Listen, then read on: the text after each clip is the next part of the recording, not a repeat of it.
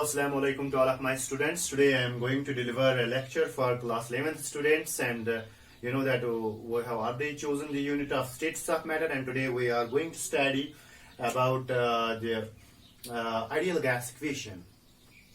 So let us go for its derivation. So we have today's topic is ideal gas equation. ठीक है. So अगर हम ideal gas equation की बात करेंगे तो हम बताते हैं कि आइडियल गैस इक्वेशन क्या है. हम कहते हैं कि ये एक ऐसी क्वांटिटेटिव रिलेशनशिप है. ठीक है. तो अगर हम देखेंगे हमारे पास measurable properties of a gas कौन कौन से है. हमारे पास है प्रेशर, हमारे पास है वॉल्यूम, हमारे पास है टेम्परेचर, हमारे पास है number of moles of a gas. So those are the four measurable properties of a gas. So now what is the simultaneous effect of this pressure, temperature and number of moles of a gas on the volume of a gas? That simultaneous effect of these three parameters on the volume of a gas is given by a quantitative relationship, and that quantitative relationship is known as the ideal gas equation. तो अगर हम define करेंगे ideal gas equation क्या है, हम कहेंगे ये एक क्वांटिटेटिव रिलेशनशिप है. Is a quantitative relationship which gives the simultaneous effect of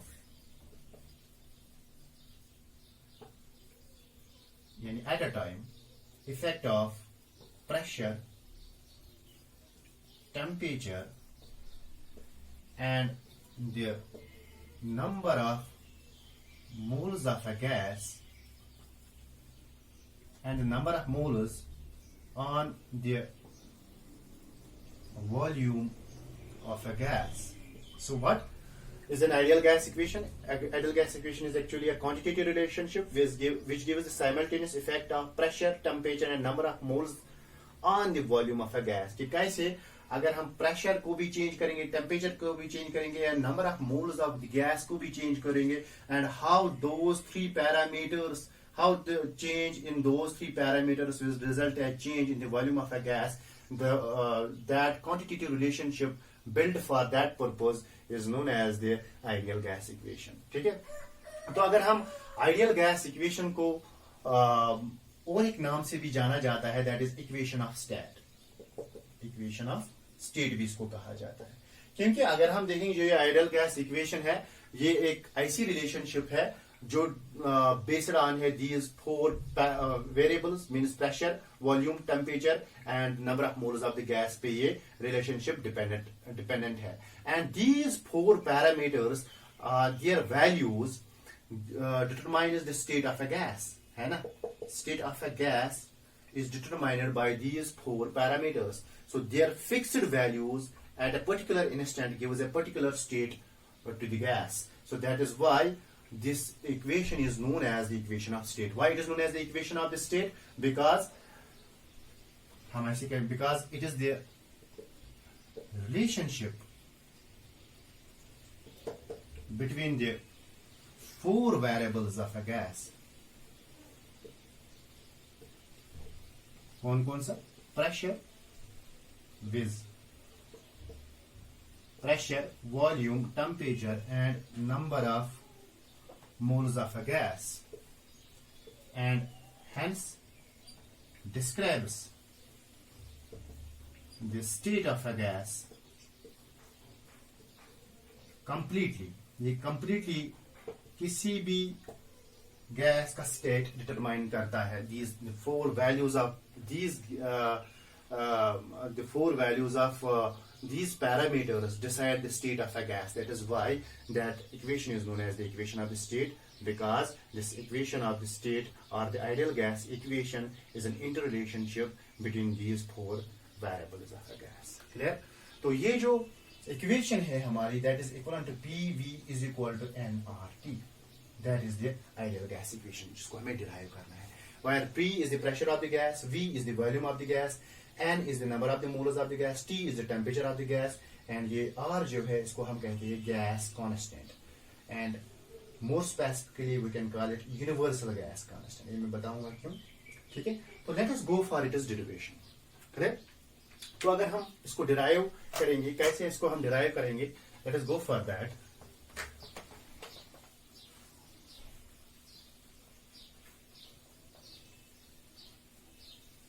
ठीक है। सो ये जो आइडियल गैस इक्वेशन है ये हम डिराइव करते हैं from the three laws by combining the three laws. एक है बॉयल्स लॉ, दूसरा है Charles law and third one is the Avogadro's law. इन तीन लॉज को जब हम कंबाइन करते हैं we are getting the ideal gas equation. कैसे ये मैं बताऊंगा। अगर हम कहेंगे according to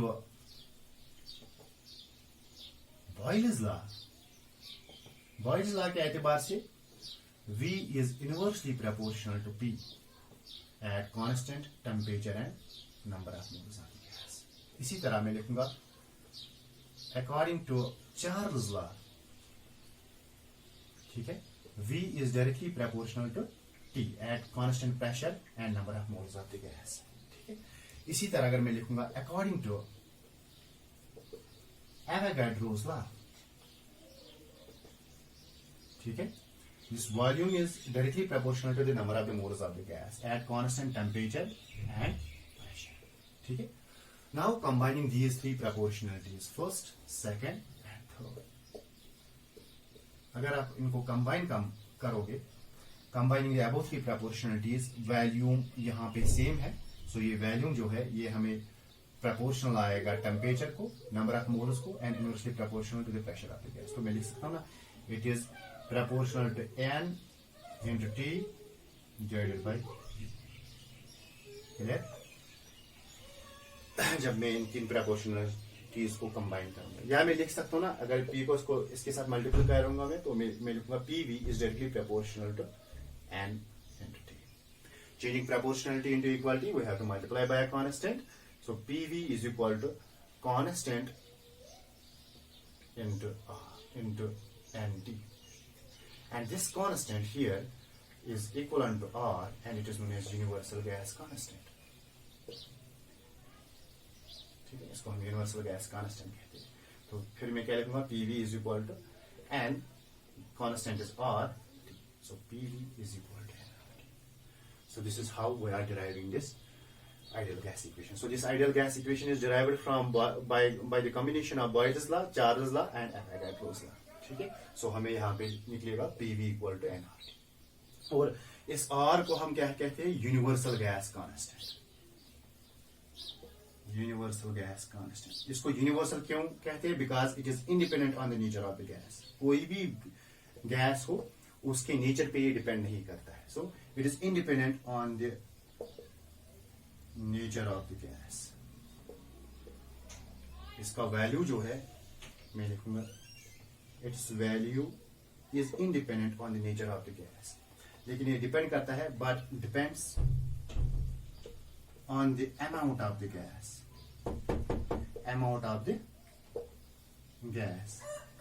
and the units in which pressure and volume are measured, ठीक है। तो ये इंडिपेंडेंट होता है on the nature of the gas, that is why it is known as the universal gas constant. मतलब हम आपके पास कोई भी गैस क्यों ना हो, उसका आर का वैल्यू जो है वो फिक्स्ड होता है, ठीक है। आपके पास नाइट्रोजन गैस है, कार्बन डाइऑक्साइड का गैस है, हाइड्रोजन का गैस है, आर का वैल्यू फिक्स्ड है because it is not depending on the nature of the gas. लेकिन ये डिपेंड करता है कि अमाउंट ऑफ द गैस कितना है, ठीक है, अमाउंट पे ये डिपेंड करता है, और इसके साथ साथ ये डिपेंड करता है on the units in which pressure and volume are measured. Pressure और वॉल्यूम को हम किन यूनिट्स में मेजर करेंगे, अगर हम उन यूनिट्स को चेंज करेंगे, that will change the value of this gas, universal gas constant. जैसे कि प्रेशर का यूनिट हमें एटमॉस्फेयर है, प्रेशर का यूनिट हमारे पास है पास्कल्स भी है, वॉल्यूम का यूनिट हमें लीटर्स है, वॉल्यूम का यूनिट हमारे क्यूबिक मीटर्स भी है, तो हम या मिलीलीटर्स भी है कोई, तो अगर हम यूनिट को चेंज करेंगे accordingly it will change the value of the R also, ठीक है। But it is independent on the nature of the gas. So this is about the ideal gas equation. ठीक है, तो how we are deriving this ideal gas equation. You can derive this in a different way also. मैं बताऊंगा वो second derivation भी.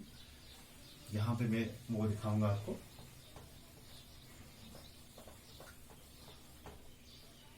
मैं लिखूंगा alternate derivation. आपको जो सिंपल लगे उसके थ्रू आप जा सकते हो। लेट अस सपोज हमारे पास एक गैस है, ठीक है. Now we are deriving this ideal gas equation in an alternative way. Let us suppose we are having a gas which is having a volume. Let us suppose it is having a volume of V1 and it is having a pressure of P1 and it is at temperature T1. So now we have taken a certain amount of a gas occupying a volume of V1 and having a pressure of P1 at temperature T1. Now let us suppose the pressure of the gas is changed to P2. When pressure of the gas is changed to P2, let us suppose the volume changes to V, but at the constant temperature. Same temperature T1 यहाँ पर.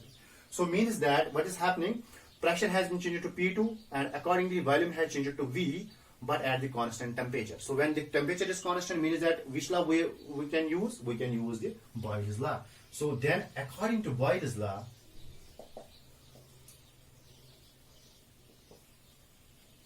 ठीक है, हम बता सकते हैं ना कि इनिशियल कंडीशंस क्या है. We have P1 and V1. सो हमें पता है ना according to Boyle's law PV is equal to constant है कि नहीं. तो मैं लिख सकता हूं ना P1 V1 is equal to constant और इसी तरह मैं लिखूंगा P2 V is equal to constant at constant temperature. इसका मतलब है P2V is equal to P1 V1 या V में लिख सकता हूं P1 V1 divided by P2. ठीक है. So according to Boyle's law हम लिख सकते हैं P2V is equal to P1 V1 और V is equal to P1 V1 by P2. Now this is the state of the gas. Let us suppose now the temperature of the gas changes. Let us suppose the temperature of the gas changes to T2. When temperature changes to T2, let us suppose the volume of the gas changes to V2. ठीक है, at constant pressure P2. So pressure अब यहाँ पे हमने constant रखा है. So pressure is constant. यहाँ पे क्या था constant? Temperature constant. तो जब प्रेशर हम कांस्टेंट रखते हैं तो वी कैन, यहाँ पे टेम्परेचर और वॉल्यूम चेंज हो रहा है, इसका मतलब है हम कौन सा लॉ यूज कर सकते हैं? हम चार्ल्स लॉ यहाँ पे यूज कर सकते हैं. तो हम लिखेंगे according to Charles law, then according to Charles law. ठीक है, चार्ल्स लॉ हमें क्या बताएगा? हमें पता है P by T is equal to constant. ठीक है, तो P यहाँ पे क्या है? Sorry, according to Charles law we have V by T is equal to constant. तो यहाँ पे V by it would be T1 is equal to यहाँ पे V2 by T2. यही तो रिलेशन आएंगे ना. सो V हमें किसके बराबर आएगा? V2 T1 divided by T2. ठीक है. Now this is equation first, this is equation second. Now compare these two equations. What we can write? अगर मैं इन दो इक्वेशंस को कंपेयर करूंगा, left hand sides are equal, volume volume, so right hand sides will be also equal. Then we can say that P1 V1 by P2 is equal to V2 T1 divided by T2. Clear? यहां अगर मैं T1 यहां पे लाऊंगा, P2 यहां पे लाऊंगा, तो मुझे क्या मिलेगा? P1 V1, T1 मैंने यहां पे लाया इज इक्वल, ये P2 यहां पे मैंने लिया, P2 V2 by T2. Clear? तो इसका मतलब है P1 V1 by T1 is equal to P2 V2 by T2 is equal to ये भी कांस्टेंट. इसका मतलब है हम लिख सकते हैं PV by T is equal to constant. हम लिख सकते हैं PV is equal to constant times T. हम लिख सकते हैं PV for n moles of gas. अगर हमारे पास n मोल्स ऑफ गैस है तब जाके ये कांस्टेंट जो है ये बराबर होता है NR. तो हमारा कांस्टेंट की जगह हम NR वैल्यू सबस्टिट्यूट करेंगे, PV हमें निकलेगा NR. So this is the alternative derivation of the equation of state और द आइडियल गैस इक्वेशन. तो इस तरह से भी हम इसको डिराइव करेंगे. ठीक. नाउ यहाँ पे कभी कभार क्वेश्चन आता है इवन इन नीट और JEE examinations about the nature of R. ठीक है, ये आर जो है, जो हम लिखते हैं PV इक्वल टू NRT, ये आर जो है इसका नेचर क्या है ये मैं बताऊंगा. ठीक है, और इसका वैल्यू भी आता है. ठीक है, डिफरेंट वैल्यूज, हम इसके बहुत सारे वैल्यू निकाल सकते हैं. थोड़ा बहुत मैं यहाँ पे बताऊंगा आपको.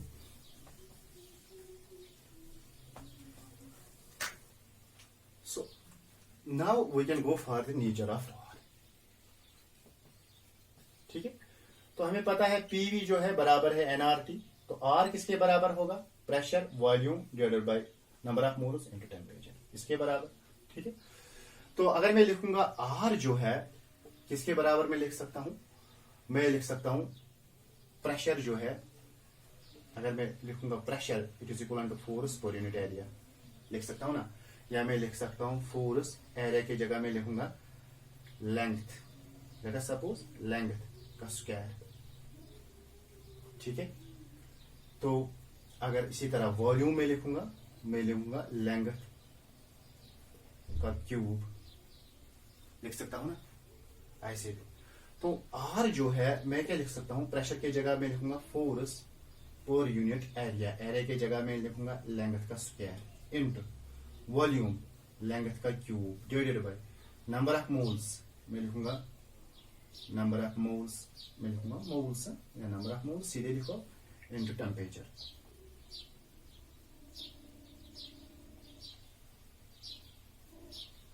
ठीक है, तो इसको मैं लिख सकता हूं ना L स्क्वायर इंटू L, वही हुआ L cube, L square will go, it will B force into length divided by number of moles into temperature.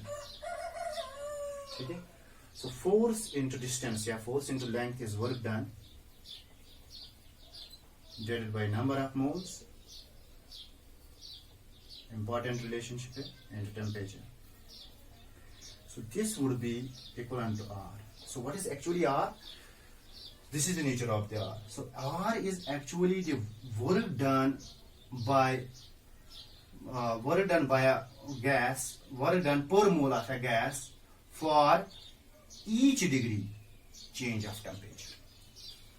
ठीक है, so the universal gas constant is defined as the work done per mole of a gas for each degree change of temperature. ठीक है, that would be the nature of the R. ठीक है, अगर हम R का unit देखेंगे, work done का होता है जूल, नंबर ऑफ मोल्स का होता है मोल यूनिट, इनटू टेम्परेचर का होता है केल्विन, तो R का जो यूनिट है that will be joule per kelvin. So joule per Kelvin per mole will be the unit of the universal gas constant. Keep it in mind. तो कभी आता है what is the SI unit of the this universal gas constant? It is joule per Kelvin per mole. Keep it in mind. अब मैं यहाँ पे बताऊंगा आपको कैसे हम वैल्यू इसका डिटरमाइन करेंगे। तो अगर हम देखेंगे यहाँ पे, ठीक है, तो प्रेशर जो है ये हमें गैस कांस्टेंट जो है ये हमें बराबर है PV बाय NT। ठीक है, चले नाउ अगर मैं यहां पे लिखूंगा प्रेशर जो है, मैं लिखूंगा इसको इन पास्कल्स।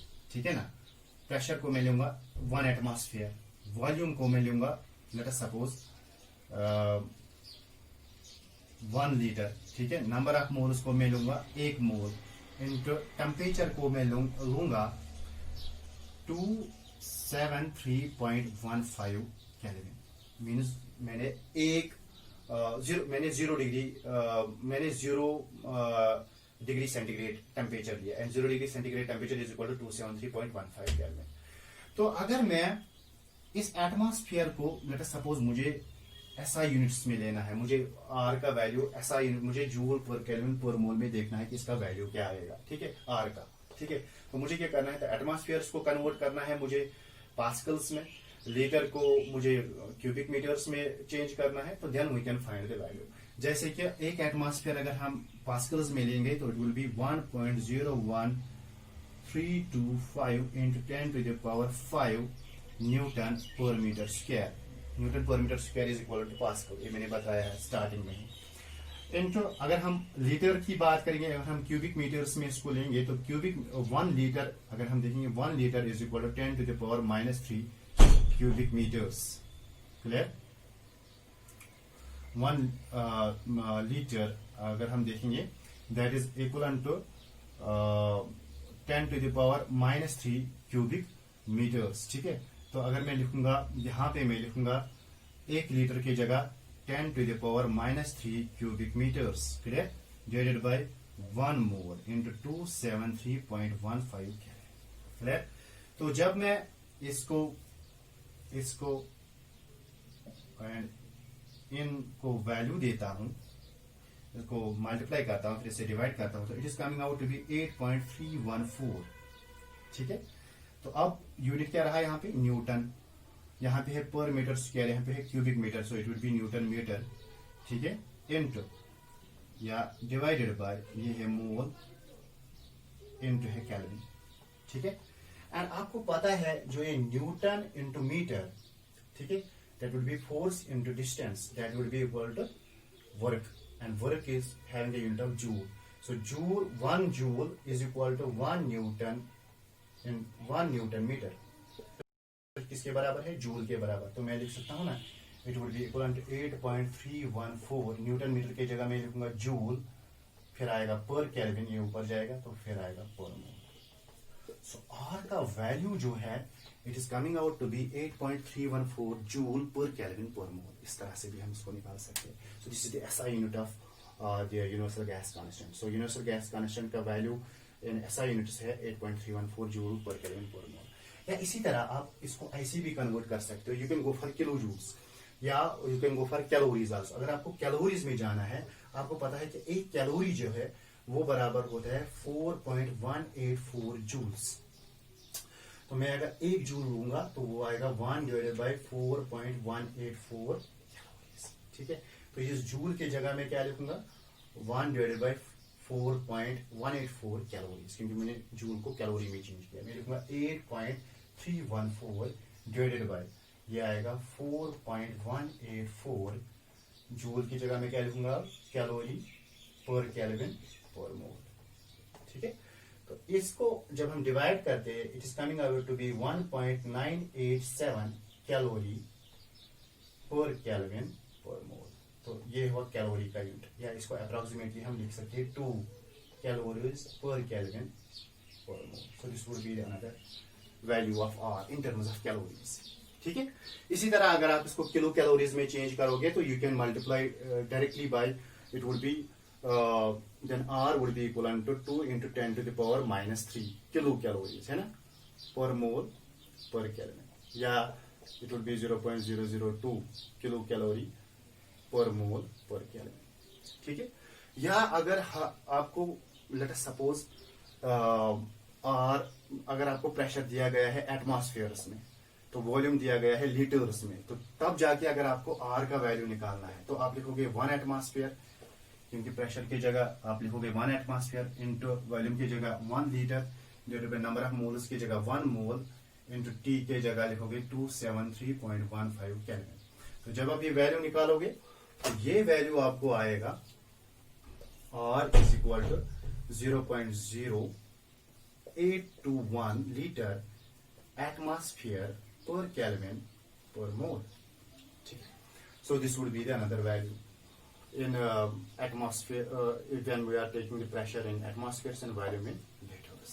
ठीक है, सो इसी तरह अगर हम इसको मिलीलीटर्स में लेंगे तो R आपका आएगा 82.1 मिलीलीटर्स एटमॉस्फेयर पर केल्विन पर mole. So you can go number of values of R, because that is why I told you that the value of the R depends upon the units of the pressure and volume in which the pressure and volume are measured। ठीक है, so different units of pressure and volume will give different value to the value of, will give different value to R। ठीक है, so this is all about the ideal gas equation, और next topic में इससे आगे हम जाएंगे। Thanks a lot।